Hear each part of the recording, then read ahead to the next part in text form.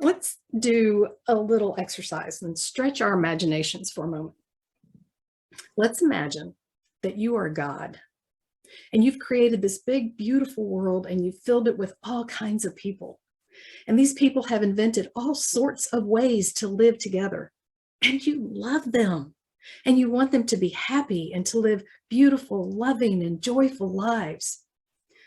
But life in this dimension is difficult. And so, as not to overburden them, you don't make many rules. There's really only one thing that everyone needs to know to govern their lives. So, how do you make sure that everyone knows this number one guide for a beautiful, loving, joyful life? You make sure that every one of the methods they use to guide their lives and to honor you has this one rule as a cornerstone. It's so simple. And all of the other rules and conducts for living hinge on this one axiom. It's written in different ways, but the meaning is the same. The golden rule. It is so called because it is the number one rule for living a beautiful, loving, and joyful life. It governs how we interact with one another and how we honor the divine. If we take it to heart, and if we truly live by this rule. But people being people, we tend to only look at the surface of the statement. Treat others as you want to be treated, or don't do to others what you don't want them to do to you.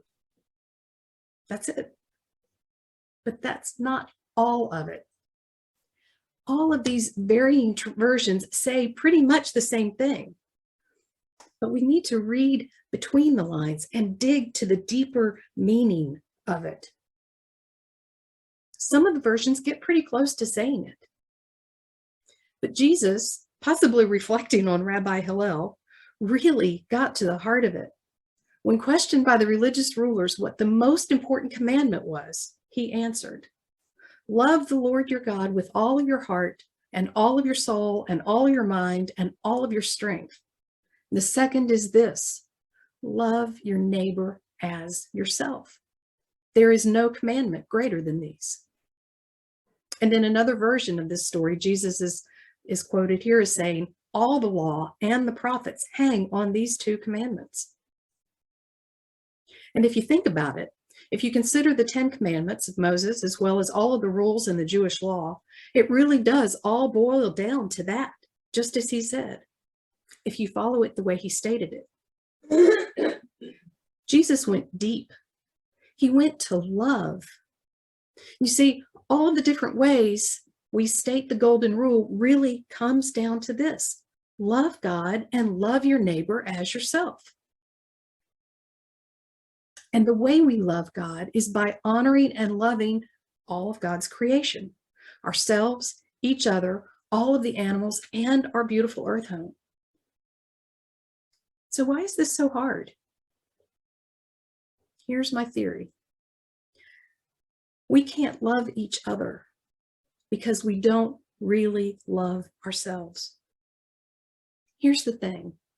We must come together within ourselves, be whole and complete, body, mind, and spirit, soul, as an individual before we can truly come together with others. Else, we're fragmented as individuals, and society is then fragmented, and we cannot truly, completely ever come together. If we're fragmented and don't think that we deserve love and respect, why should we treat anyone else differently? I want you to think about that. We're programmed our entire lives to put other people's needs ahead of our own. We're taught to sacrifice ourselves, to subdue our ego, and to be selfless. We're taught that we are sinful creatures who don't deserve God's extravagant love. So why should we love ourselves? It's a quandary. On one hand, we don't want to appear egotistical. Most of us don't want to be seen as self-serving and narcissistic. But that's not what we're talking about here. The problem is that we've confused self-care with self-serving. We've confused unconditional love with conditional love, which is truly an oxymoron. If it's conditional, it's not really love. And think about how we talk to ourselves. When was the last time you called yourself stupid for making a mistake? How often do you push yourself for your boss, your family, your friends, or other commitments that you've made to the point of exhaustion? You push until you get sick, and then you still try to push. Tell me this. How is that loving, honoring, and respecting yourself as God's creation? And if we don't deserve better treatment than that, why should anyone else? It's no wonder we don't truly love our neighbors, because we don't truly love ourselves. And just the term neighbors gives us pause. Who exactly is our neighbor? Is it just the people who live next door, or maybe on the same street or in the same apartment building? Or is it broader than that? Is it the neighboring counties, states, or countries? And then if we go back to the wording, do unto others, then we're othering. We're classifying people as different or other than like us. Maybe that makes it easier to love someone because they are different from us, perhaps better in some way, and therefore more worthy than we are? Or do we judge and condemn others because of their differences and turn away? What if we said, love all people? That's better, but it would still exclude the animals around us, our pets, the birds at our backyard feeders. It would exclude the earth. Wait, what? We have to love the earth too? Yeah, that's all part of God's creation. If we show our love to God by honoring, respecting, and loving all of God's creation, then we need to love the earth and everything on it, and the sun and the moon and the stars and the galaxies. So how about this? Love everyone and everything as you love yourself. Or better yet, love all. That would do it. But we still have to love ourselves first. Can you see yourself as God's creation? Can you look at your body in the mirror and say to yourself, body, you're amazing. I love you. What can I do for you today? And then actually do something kind for yourself. Can you do that? That sounds so silly.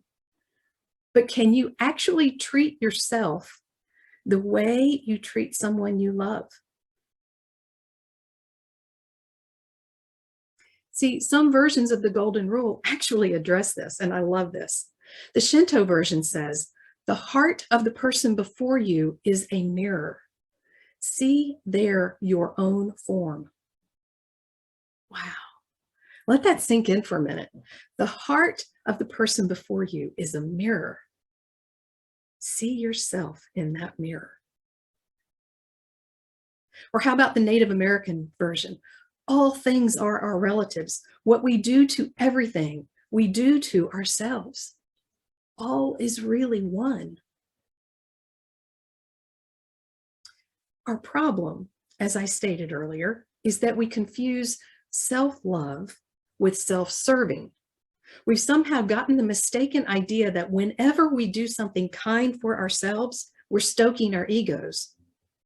But even that is confusing ego, which is something we need, with egotism, which leads to narcissism. There is one place where self-care is taught correctly, and you probably are familiar with this: airlines. Anyone who's flown on a commercial flight has heard the safety instructions, right? In case of a loss of cabin pressure, oxygen masks will drop from the overhead. Put your own mask on first before helping others. We can understand this one really easily. If we have a child with us, when they see us put on the mask ourselves, it reassures them. And it provides oxygen to us so that we can stay conscious and alert to be able to assist that child or someone else. Stephen Covey had a story that he told that also illustrates this, and I love this story. In his story, there were two woodcutters who decided to see who could cut the most trees in a day. They're all about the competition, right? So the first worked diligently from early morning until dusk. He barely took time for lunch. He cut and he cut and he cut, and he had a large pile of trees at the end of the day. The second woodcutter sawed like crazy for 50 minutes, and then he took a break. All day long, he cut and he cut and he cut, working for only 50 minutes out of each hour. And he paused for 20 minutes for lunch. At the end of the day, both of the woodcutters had large piles of wood, but the second woodcutter had somehow managed to cut considerably more. The first woodcutter was incredulous. "How did you do it?" he asked. "You only worked for 50 minutes of each hour." "It was simple," said the second. "You see, during that 10-minute break, I was sharpening my saw." Our bodies are the saws. If we don't pause to take care of ourselves physically, mentally, emotionally, and spiritually, we are not going to be as effective as we could be at whatever our task. It's not egotistical. It's necessary. And it's honoring, respecting, and loving ourselves as God's creations. This is how we come together within ourselves. When we do that, we are then and only then able to truly honor, respect, and love anyone or anything else. But what about my children? What about my spouse? I have to take care of them first. No, put your own oxygen mask on first. If you don't take care of yourself, you're going to suffer burnout at some point. You may become ill, and then who will take care of your loved ones? Will they have to take care of you? How is that serving them? How is that honoring the God that created you? So my message today is this: no matter what version of the golden rule we have heard or followed, we cannot truly love others unless and until and as we love ourselves. And when we do this, we will no longer be subjected to the whims of others who would take advantage of us. We will no longer be subjected to overcommitments, overwhelm, and the difficulties and illnesses they cause in our lives and in our families, our businesses, and our communities. We will be whole. When true unconditional love is leading us, we won't be caught up in egotistical ideas, conditional approval, or narcissism. We won't be swayed by people who fear anyone who is different, because we know we have this commonality. When we truly love ourselves, we give everyone around us permission to do the same. We model for others this sacred way to live a harmonious, joyful, loving life.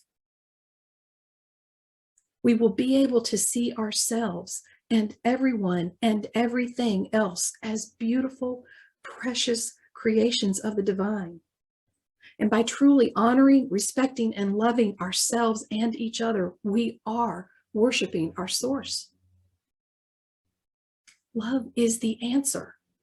It is the source and the root of all the golden rules through all the traditions, all the cultures, races, times, and places.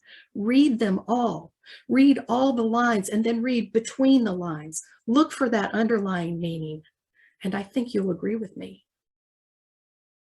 When we love ourselves, we are loving everyone. What we do to ourselves, we also do to others. What we do to others, we do to ourselves. All is really one, and the one is God. We are together, whether we realize it or not. Divine love for ourselves and all is how we come together.